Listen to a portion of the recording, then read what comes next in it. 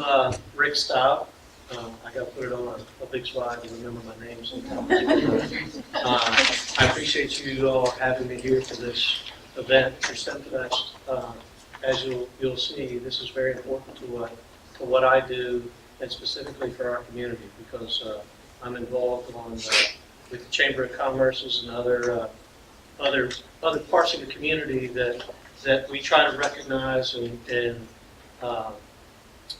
give options to students and other people in our community for the great things that are happening here. And I'll tell you a little bit about my background. I think my wife put a bunch of stuff in here that may not be true, or who knows. I like to put it up there anyways, but I love this community. I grew up in a place called Chapel Hill, North Carolina, where Research Triangle Park was. Before Research Triangle Park really took off, and they cut I-40 through, and University of North Carolina, Duke University of North Carolina State fed the research, and it boomed. And I see this area, this is why I moved my business into Progress Park over here as another area where all that research is going to culminate into some big, great things for our future. So it's also my job as part of this with the Chamber and some other areas to align that talent that we have, which is you all in this room, with the jobs and the companies that are in our area. Because you don't have to go to Silicon Valley, you don't have to go to RTP, things like that. So that's just a little of my background. I have a Bachelor of Science degree from Hampton-Sydney College in Virginia with a focus in biology and mathematics. So STEM is very important. I love the science. I loved hearing, her name was Jennifer. I loved hearing what Jennifer was talking about, but my life went a different direction. I thought I was going to go into pharmaceutical sales or a lab. I took a pharmaceutical job down in South Florida, and it fell apart before I even started. It was a generic company, and they went out of business in my transition from college to starting that job. So I worked locally here at Shands, fixing some equipment and working for another company, and they sent me back to Santa Fe for my electronics background. So since then, I worked with Ron for years here. So I feel like I have to get back to Santa Fe as well. They've been a big part of my life. Started our company 20 years ago, and I haven't done anything else. This is the only job I've had, but it's grown tremendously. The field has grown. So most people, when they think of biomedical engineering, they think of all kinds of biotechnology, really, or the design of medical equipment. But what my company does is provide service and compliance and even sales of that medical equipment. So more electronics, computers. But thankfully, I'm able to use the anatomy and physiology and biology that I learned in college. So each day. These are our companies. These are different modalities. So we do nuclear medicine, X-ray, ultrasound, and biomedical. And biomedical, the difference is these three are imaging technologies, and biomedical is treatment, or it's usually the things other than diagnostic equipment that you see in hospitals and clinics. So you can forget this PowerPoint because this is more about my company, but I want to talk about our field and how it's changing. But I'll also go back, because I know our company the best, and try to tell you about the different things that have come up, and the things that interest me about biomedical engineering in this field in particular. One is it's constantly changing.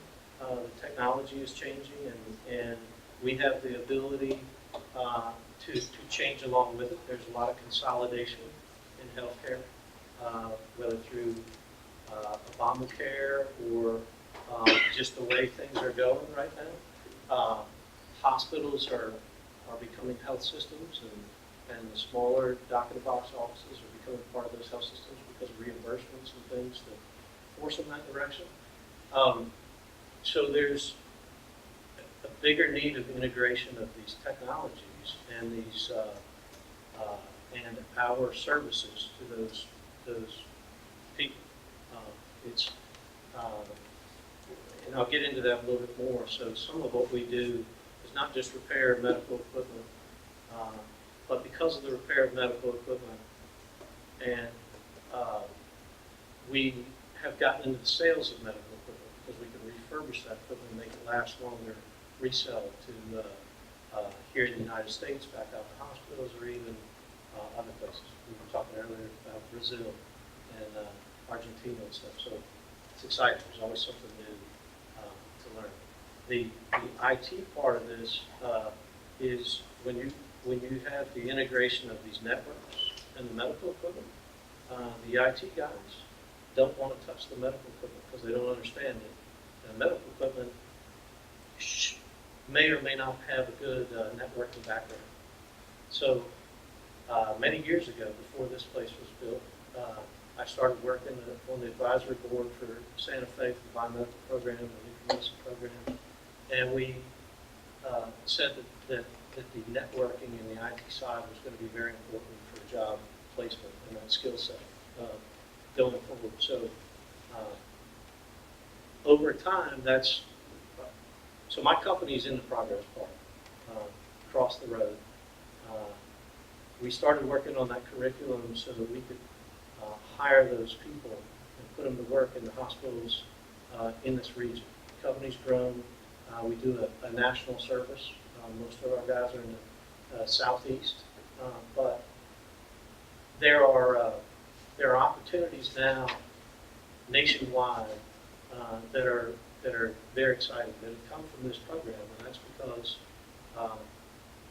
because what you learn in the biomedical program here is immediately that skill set I can apply to jobs anywhere at any hospital, any healthcare system, really in the world.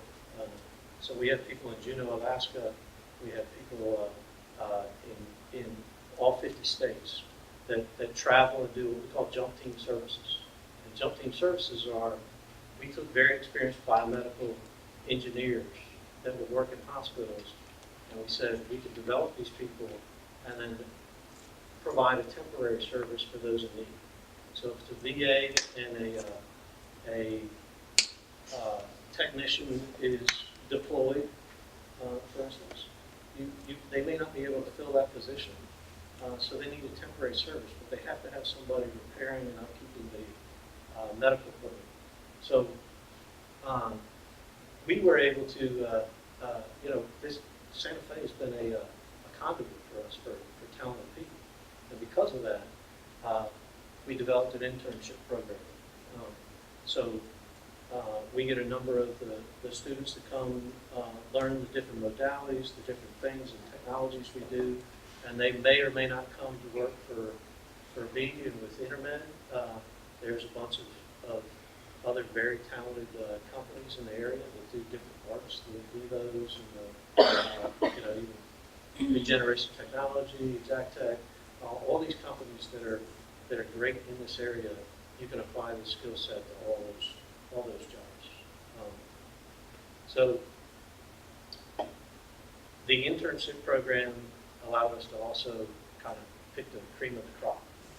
So selfishly, we were able to take people from the internship program, and if they were hardworking, as Jennifer said, and creative, we could see right away that they could be productive for us. So we probably hired 40% of our staff in 20 years that came directly out of this program. So these are just different things that we provide. PACS, X-ray, nuclear medicine. Don't even know all this sales stuff. We've been listed on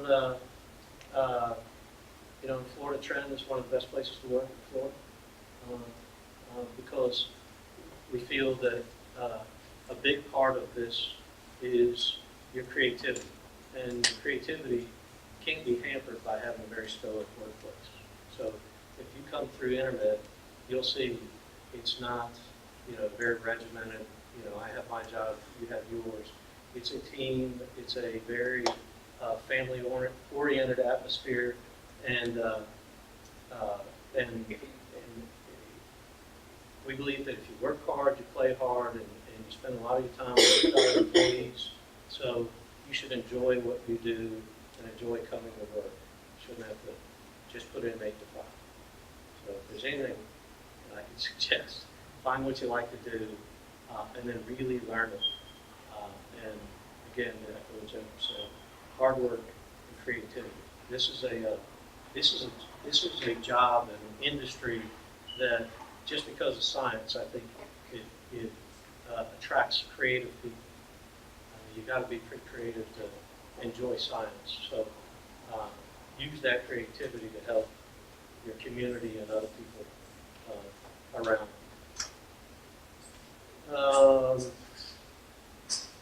We talked about the jump teams. I want to take a moment just to talk about some of the things. We talked about the development of the programs through here and our feedback to help develop that, which has in turn helped us grow as a company. But there also, we take potential people that come to the area through our facility.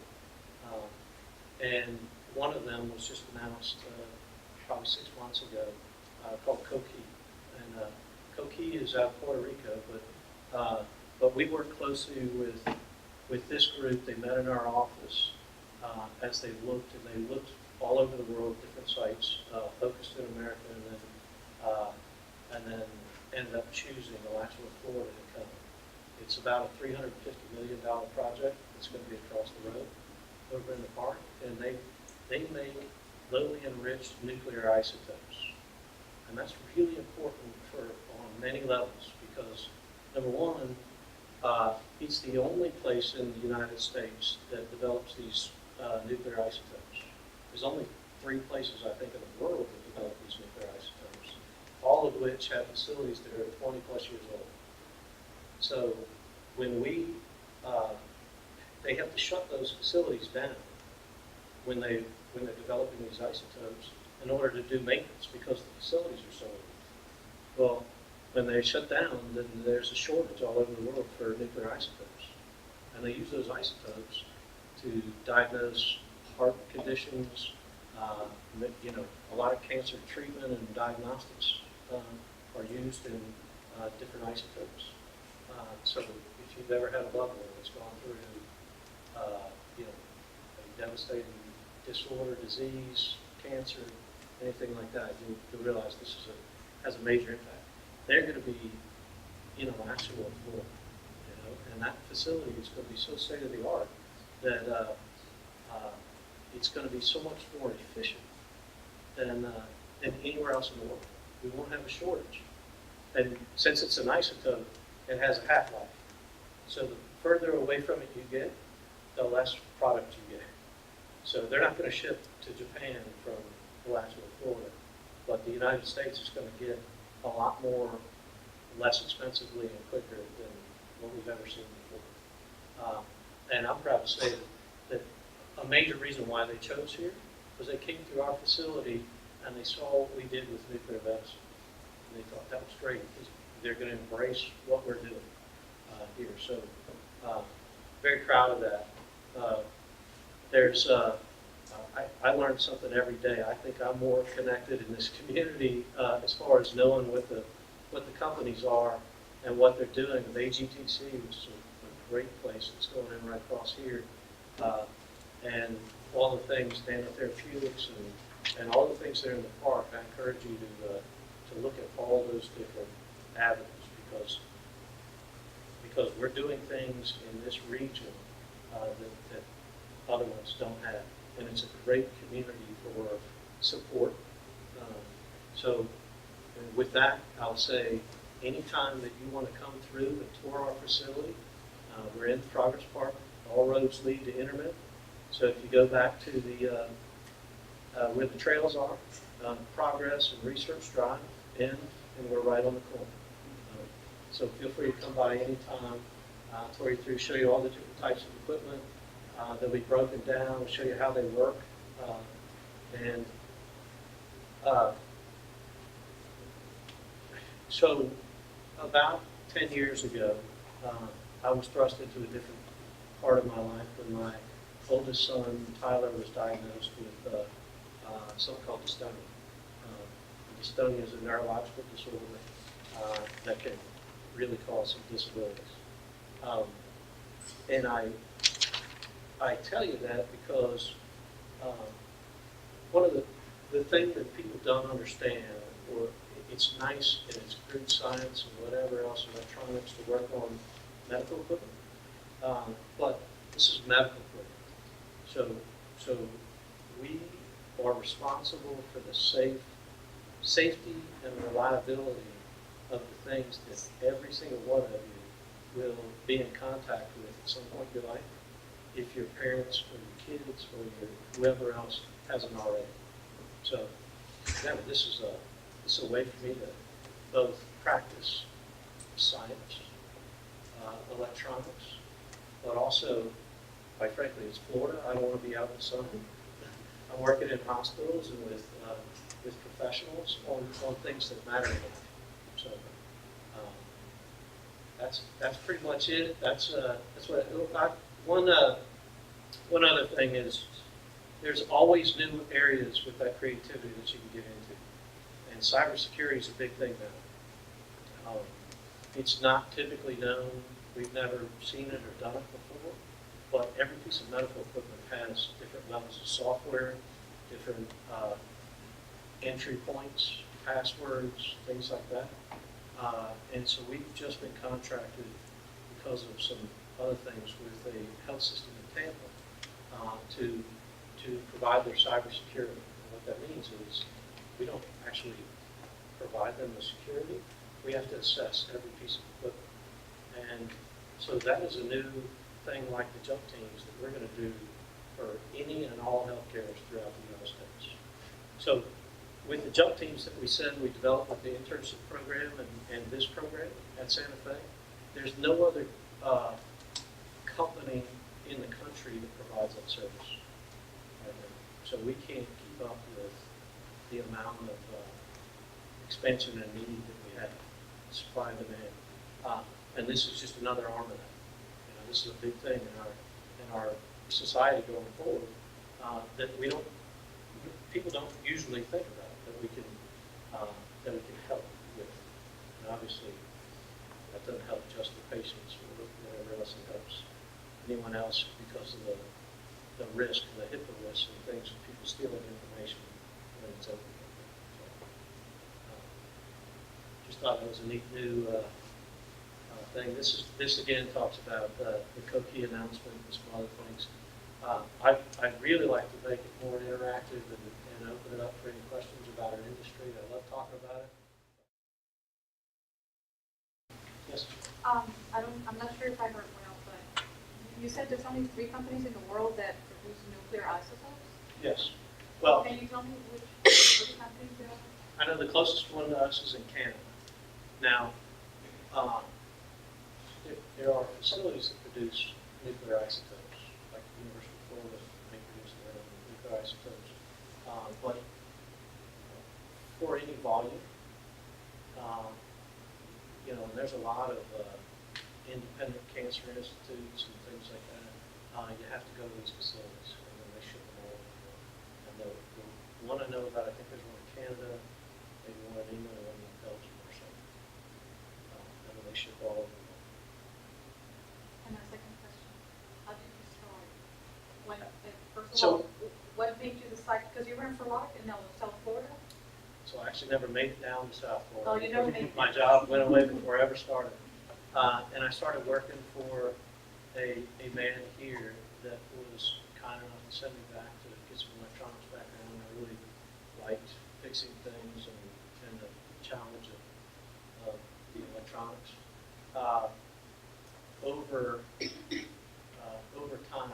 was a big political figure in Nicaragua, and he got a lot of his properties back, and he would spend a lot of time in Nicaragua, and so I ended up starting my own company that was similar to the one that I learned with him.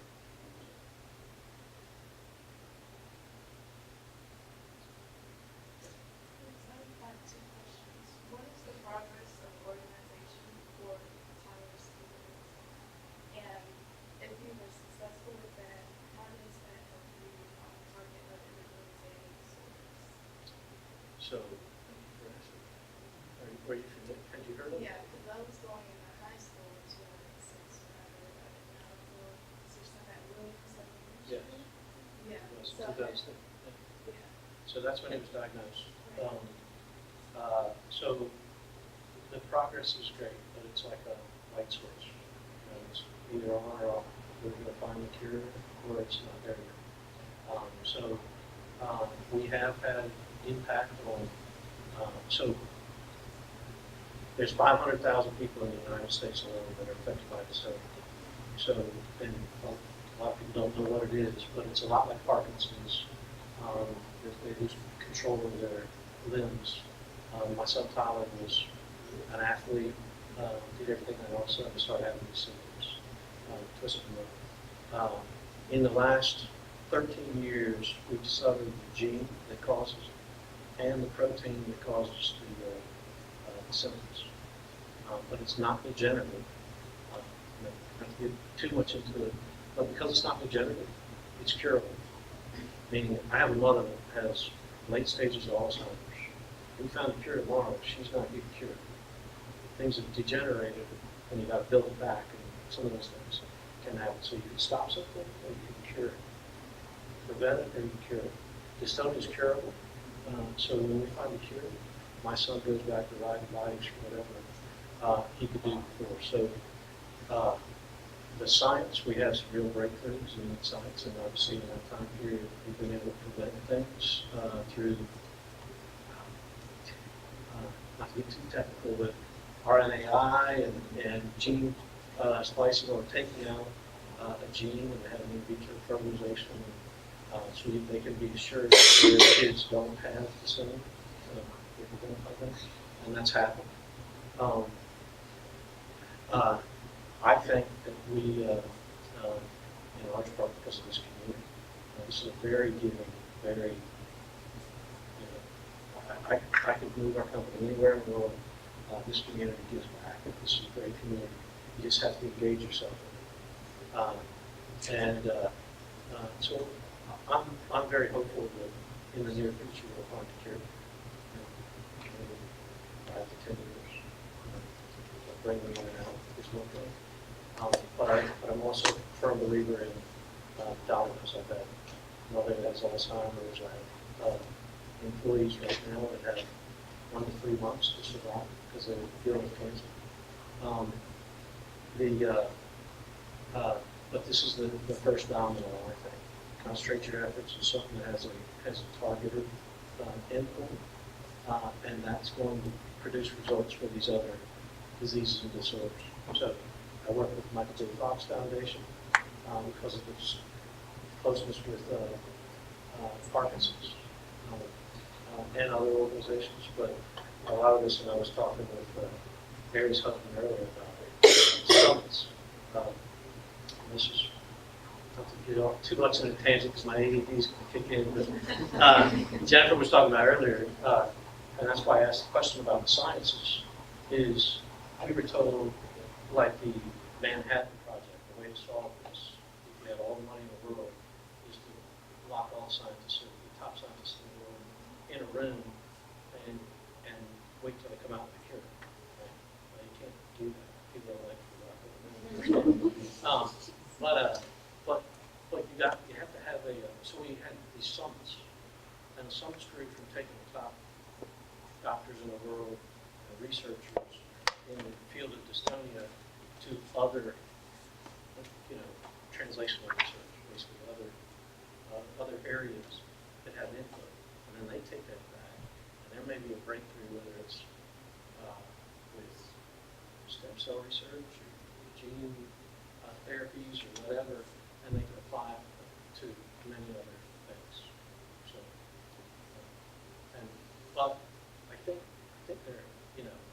good science. I always tell people this, there's good science, but we don't want to get caught up in just doing good science. It's fun, it's great, but what's the objective? You know, and I tell that to guys that are a lot smarter than me and been doing this for a long time. But, you know, the idea isn't to write papers, it's to find cures and to move things forward. Otherwise, you end up with stuff like Agent Orange or nuclear bomb or something.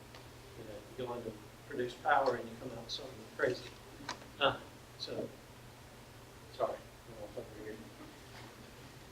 Thank you for asking. Yes, sir. Who do you think your next new jump team should be? Where? No, what do you think they would be? If you had to project two new jump team types, what would you? Well, jump team is its own thing.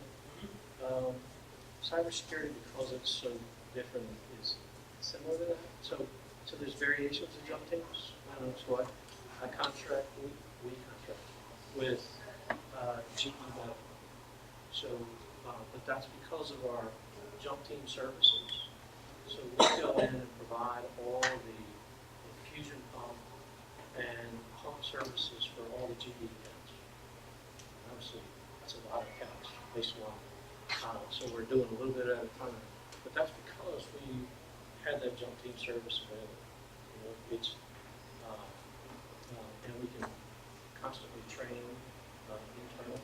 So I don't think there's a difference. And right now, jump team services being able to provide what they can't do themselves on a temporary basis. Temporary could be a month to 2 years until they figure it out.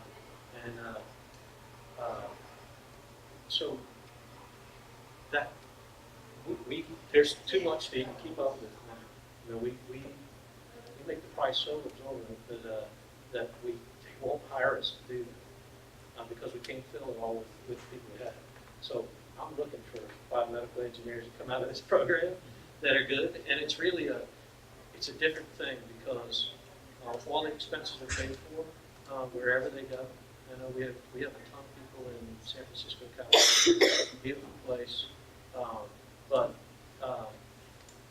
your meals, your transportation, your house, everything's paid for the time you're there, and you can go from there to next. So you got to be willing to travel and adventures like that.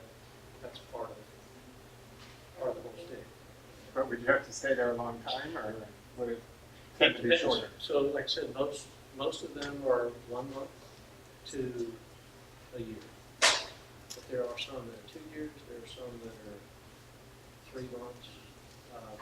So, What if after a year you just couldn't take being away from your family anymore? Would there be a way to swap out with someone that's a else? problem. But that's exactly why students come out of this program with first preference. Because most of them don't have families yet. So we know there's a life shelf life for a jump team person, unless you just love doing that. But so most people will go, and they also have, so it's a full-time job. Once the temporary service is over, we can put you somewhere else because the demands are up. So originally, I took to the University of Florida and had their entrepreneurship program and said, we have this real problem. I don't want to hire a bunch of people temporarily and then fire them 3 months later.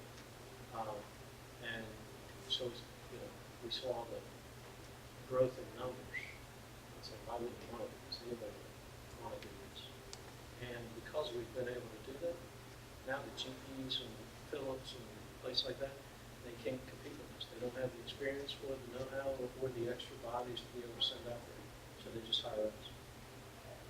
So it's pretty unique to have something that unique in the field. So we hope it keeps going. Yes, sir. How people is going to be trained to do it? How long the team will take, and how long will take to become operational? So that's a great question. Thank you for asking, because I have to tell you that's the biggest part of that whole cookie project. Is I think there's 300 employees at the end. Average salary is 80 to 85,000, and that's from high school diploma through PhD. wide variety of jobs. So really, as it develops, they'll start putting out the feelers, kind of like Dollar General do or whatever else. And they'll be able to pick from people in the community that have those backgrounds. But there's also some internal training that happens with that. So they bring on the people that they want to, and there's OJT as well as certifications and other things that you can get into their programs. That answer your question? Yes. Yes. I have a question. What were some of the biggest obstacles you faced whenever you created your startup? And then what advice would you give to us really looking to start our own companies? Well, you're always going to have failure. And that's unless you just don't try. You don't even have that choice. You have to do something even if you're doing nothing. So, to me, if you are already thinking in terms of starting your own business, you have to be willing to risk something in order to get a reward. So expect those failures. Jennifer again said, she learned her most from her failures as she went forward. So you start something. Now I'm most successful with other people's failures. I say, they don't know how to do it. We can figure that out.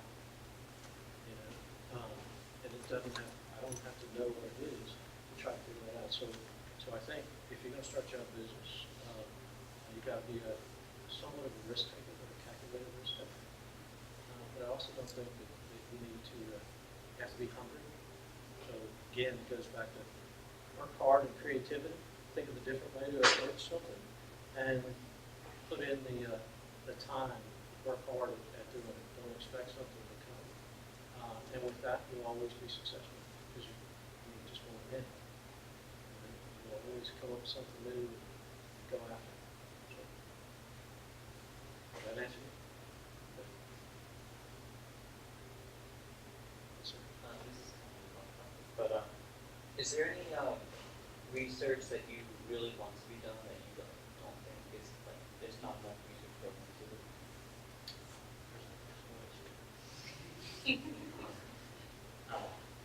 Unfortunately, that takes money.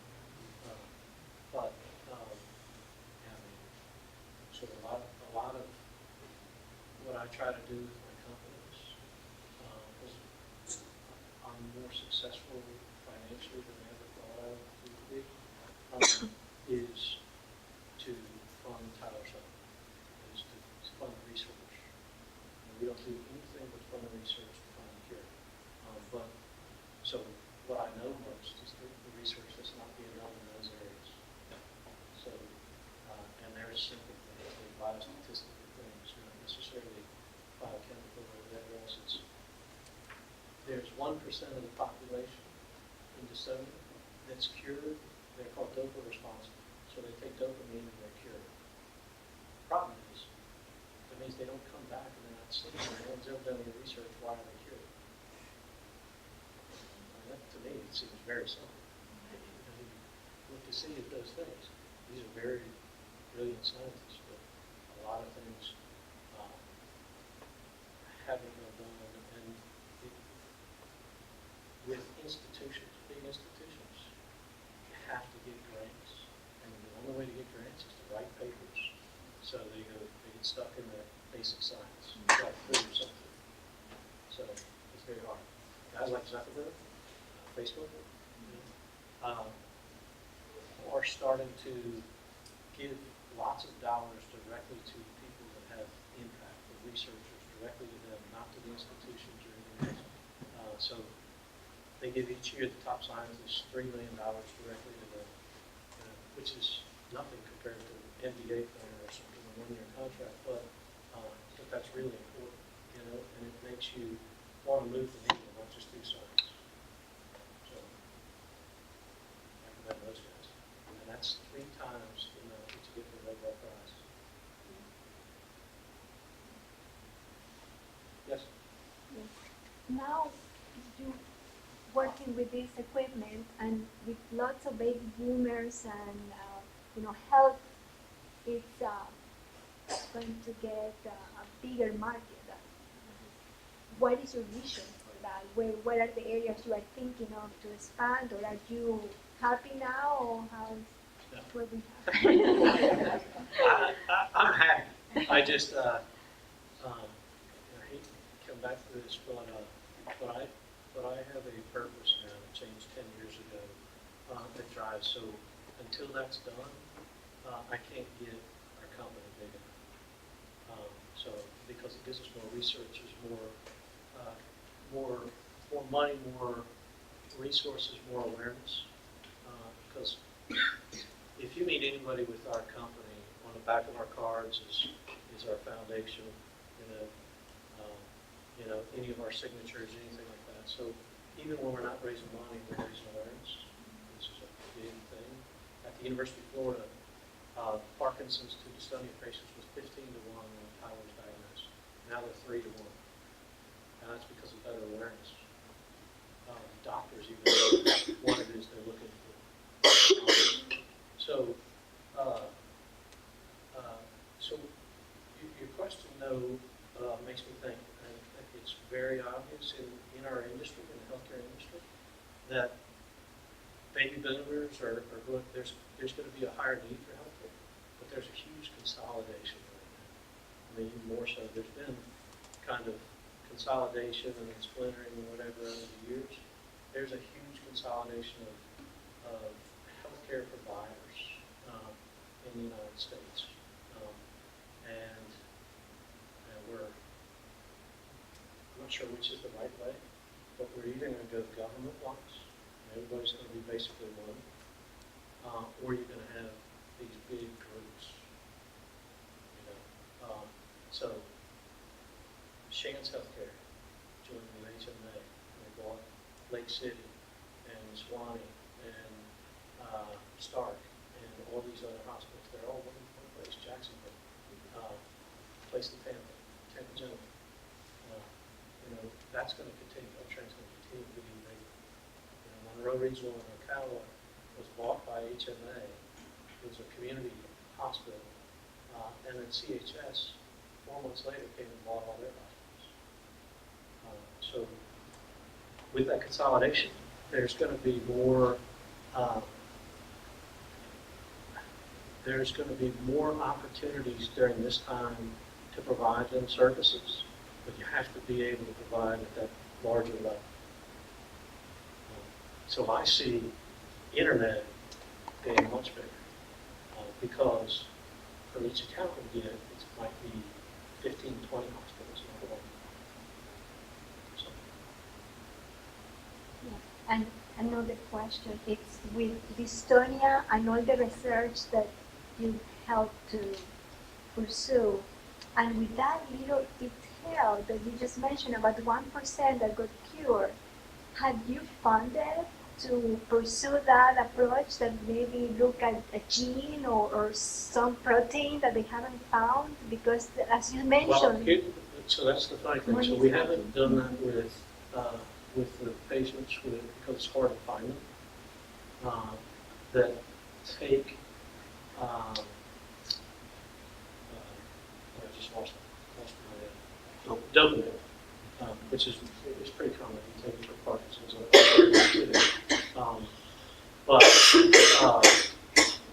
but they're so they know the gene and they know the protein that affects our kids. Fortunately, at least the protein, so they know a target.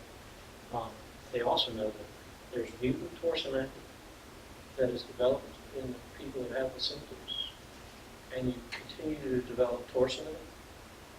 So is there a drug that either dilutes the mutant part to where it there's no symptoms, or raises the level of torsinate to where it takes it away, and they don't know that. So, but the reason why they've done is because very little funding is going into that research. The reason why we started Tyler's Hope was there's a national organization, it's a great organization, but they do a lot of family, what they call it, they help families, and it's not necessarily research. So even their money is diluted across things they won't find a cure, but may be great for the families and whatever else. And our objective is to find a cure. Most of their research dollars was going to Parkinson's research, because that's where all the researchers work. But we don't know nearly as much about Parkinson's as we do dystonia. And so we wanted to focus all our dollars into dystonia research. And I tell you that because I think we'll make big headway with Parkinson's too. I work with the National Parkinson's Foundation in Miami and with Michael J. Fox and Beverly and MJ Fox Foundation very closely for 5 years now. And they have an interest. Michael J. Fox has dystonia. He says the most painful thing he is. But he wants to cure Parkinson's, so he doesn't put any money or talk about his dystonia. You read his book, it's the first thing he talks about. So, thanks for letting me say that. But. Yes, ma'am. Maybe this is not your field, but have you thought of biochips and for the future? Is that a field you want to be getting into? Is that like far-fetched? Well, no, it's not far-fetched. It's not really what we do. And it's hard, especially for me, to maintain focus in a certain area. So we see all the time. We got into sales because we saw an opportunity from repairing the equipment that we could make these things work and resell. But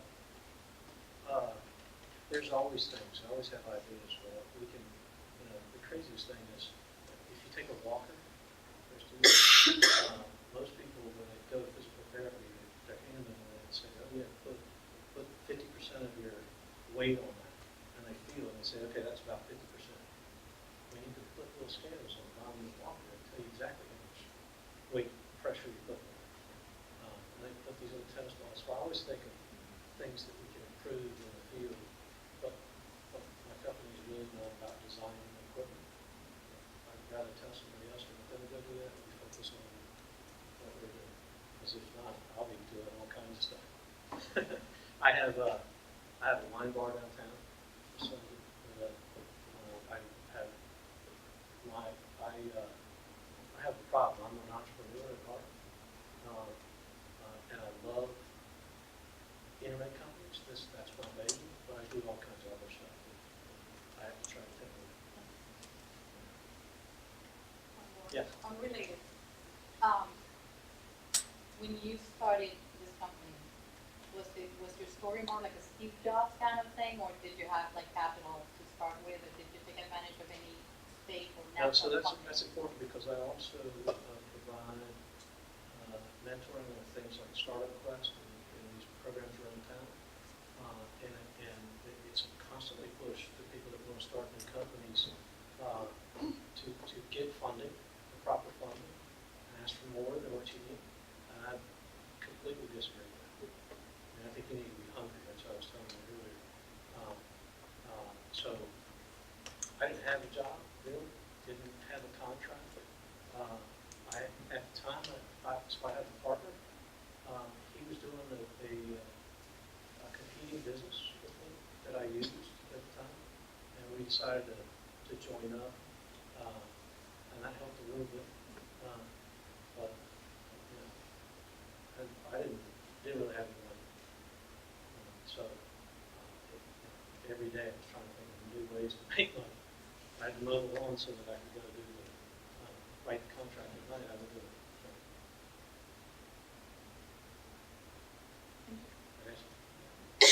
Who would you consider your top two largest competitors? GE Phillips, but they're also our big Partners. So we train their engineers. They provide multi-vendor services. Only one section, so nuclear medicine. Very good nuclear medicine. They have a lot of equipment, so we can stage it and really train our people. But because of that, we cross-train the Phillips guys, we cross-train the Siemens guys. And I say guys, some of our best engineers easily are girls. Easily. Yeah.